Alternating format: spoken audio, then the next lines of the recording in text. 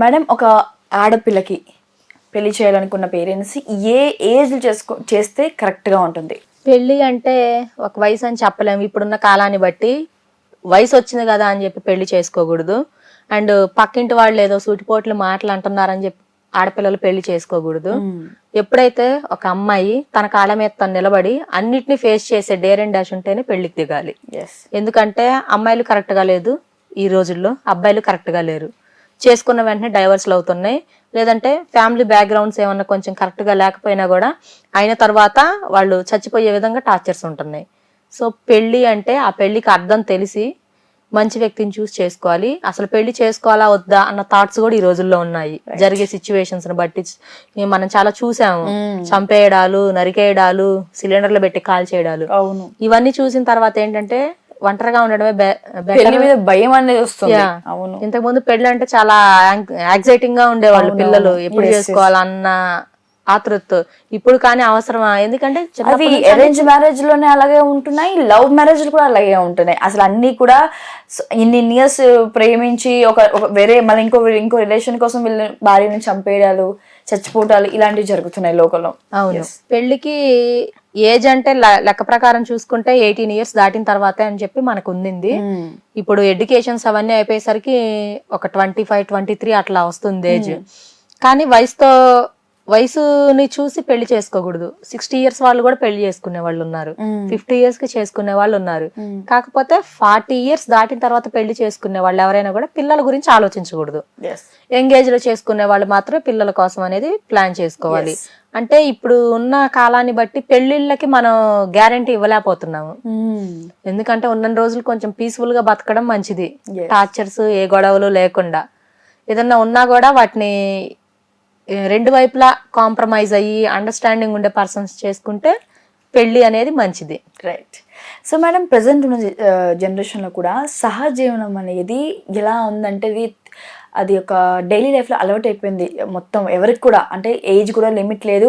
Either 18 కంటే ముందు నుంచి కూడా 60 తర్వాత దాటిన వాళ్ళు కూడా మనం చూసాం రేపులు జరుగుతున్నాయి అన్ని కూడా. సో అందులో భాగంగా సహజీవనం అనేది మగవాళ్ళు ఎందుకు చేస్తారు, దానికి గల కారణాలు ఏమై ఉండొచ్చు? ఒకటి, ఈ లివింగ్ సహజీవనం అంటే మనం ఇప్పుడు దానికి స్టైల్ గా పెట్టిన వర్డ్ వచ్చేసి లివింగ్ రిలేషన్. సో ఈ లివింగ్ రిలేషన్స్ అంటే పెళ్లి చేసుకోకుండా ఉండే వాళ్ళు ఉన్నారు, పెళ్లి అయిన తర్వాత భార్య భర్త ఉన్న వాళ్ళు ఉన్నా కూడా ఈ సంబంధాలు పెట్టుకునే వాళ్ళు ఉన్నారు. అండ్ కొంతమంది మాత్రం పెళ్లి కుదిరిన తర్వాత వాళ్ళని టెస్ట్ చేయడానికి సహజీవనం చేసే వాళ్ళు కూడా మనం చూస్తున్నాం. అవును. అండ్ మ్యారేజ్ ఫిక్స్ అవుతుంది, అయిన తర్వాత ఏంటంటే మన ఇద్దరం ఇంకా ఎలాగో అయిపోయింది కదా అని చెప్పి ముందుగానే ఉండే వాళ్ళు ఉన్నారు. పెళ్లి టైం వచ్చేసరికి మళ్ళీ విడిపోయే వాళ్ళు ఉన్నారు. అయింది ఎంగేజ్మెంటే కదా, పీటల మీద పెళ్లిళ్ళు ఎన్ని ఆగిపోలేదు అన్న కాన్సెప్ట్ పెట్టుకొని విడిపోయే వాళ్ళు ఉన్నారు. ఈ లివింగ్ రిలేషన్స్ ఎందుకు పెట్టుకుంటున్నారు అని అంటే, కొంతమంది పెళ్లి చేసుకుంటే గ్యారంటీ లేదు కాబట్టి ఏమన్నా లీగల్ గా ఏమన్నా ఇష్యూస్ వస్తాయని చెప్పి భయపడి పెళ్లి చేసుకోకుండా ఇలా లివింగ్ రిలేషన్స్ లో ఉండి ఉన్న రోజులు ఉండి వెళ్ళిపోయే వాళ్ళు కొంతమంది ఉన్నారు. అండ్ కొంతమంది మాత్రం ఏంటి అని అంటే, ఇంట్లో భార్యతో లైక్ కమ్యూనికేషన్ సరిగ్గా లేకుండా భార్య అలిగి వెళ్ళిపోయి వీళ్ళకి డైవర్స్లు ఇవ్వకుండా వీళ్ళని ఇబ్బంది పెట్టి టార్చర్స్ పెట్టే వాళ్ళు ఉంటారు. సో ఇలా అబ్బాయిలు పెట్టుకునే వాళ్ళు ఉంటారు, అమ్మాయిలు పెట్టుకునే వాళ్ళు ఉంటారు. అండ్ కొంతమంది మాత్రం ఓన్లీ ఫిజికల్ సాటిస్ఫాక్షన్ కోసం పెట్టుకునే ఆడవాళ్ళు కొంతమంది ఉంటారు. అండ్ కొంతమంది మనీ కోసం, డబ్బు కోసం ఈ పనులు చేసేవాళ్ళు కొంతమంది ఉంటారు. అండ్ కొంతమంది మాత్రం ఏంటి అని అంటే, ఎవరైతే వీళ్ళు లివింగ్ రిలేషన్స్ తో ఉంటారో, లైక్ ఒక అమ్మాయి ఉంటది, తను ఏంటంటే ప్రేమగా ఇంట్లో భర్త పలకరించరు, లైక్ నువ్వు తిన్నావా, ఏం చేస్తున్నావు అని చెప్పి లైక్ అతనికి వాడే పదాలు అనేవి ప్రేమగా మాయగా మాట్లాడడం తెలీదు. మంచివాడే భర్త, బాగా సంపాదిస్తాడు, ఆ మెల్టింగ్ మాటలు రావు.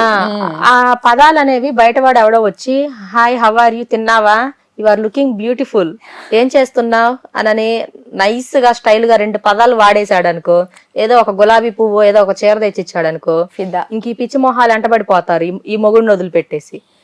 సో ఈ రీజన్స్ తో పెట్టే మహాగనులు చాలా మంది ఉన్నారు. ఇది ఒకటి. అండ్ కొంతమంది మాత్రమే భర్త హెరాస్మెంట్ తట్టుకోలేక పెట్టుకునే వాళ్ళు కొంతమంది ఉంటారు. దాని ప్రకారంగా మీరు అసలు అది కరెక్టా రాంగ్ అంటారు మేడం? నాకు తెలిసి అయితే రాంగ్ అని చెప్పలేము, కరెక్ట్ అని చెప్పలేము ఈ రోజులు బట్టి. Yes, yes. ఎందుకంటే పెళ్లిళ్ళు చేసుకొని కరెక్ట్ గా ఉండట్లేదని చెప్పి వెళ్ళిపోయిన వాళ్ళు కొంతమంది. అంటే లైక్ హెల్త్ పరంగా చూసుకుంటే డిప్రెషన్ లోకి వెళ్ళి సూసైడ్ చేసుకునే వాళ్ళు కొంతమంది ఉన్నారు. Exactly. సో అలాంటి వాళ్ళు ఏంటంటే పెళ్లికి ముందే ఈ లివింగ్ రిలేషన్స్ పెట్టుకొని ప్రశాంతంగా ఒంటరిగా బతికే వాళ్ళు కొంతమంది ఉన్నారు. కొంతమంది ఎవరినో ఒకరిని అడాప్ట్ చేసుకొని వాళ్ళ ఫిజికల్ రిలాక్సేషన్ కోసం ఎవరినో ఒకరు లివింగ్ రిలేషన్ లో ఉండి అవును, లైక్ పిల్లలు లేరు అని అనుకోకుండా ఎవరినో ఒకరిని అడాప్ట్ చేసుకుంటూ పెంచుకుంటూ ఉండేవాళ్ళు కొంతమంది ఉన్నారు.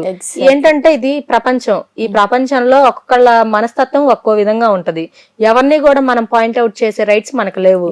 అండ్ ఎవరు కూడా మెంటల్ గా స్ట్రెస్ గురవ్వకూడదు. ఫస్ట్ ఆఫ్ ఆల్ ఇప్పుడు తీసుకునే ఫుడ్ అంతా కూడా పొల్యూటెడ్ ఫుడ్, అవును, పొల్యూటెడ్ వాటర్, పొల్యూషన్, ప్రతిదీ పొల్యూటెడ్ అయ్యి ఉంటుంది. సో అలాంటప్పుడు ఏంటి అంటే ఉన్న రోజులు ప్రశాంతంగా బ్రతకాలని చెప్పి ప్రతి ఒక్కళ్ళ మైండ్ అనేది ఇప్పుడు ఉండింది.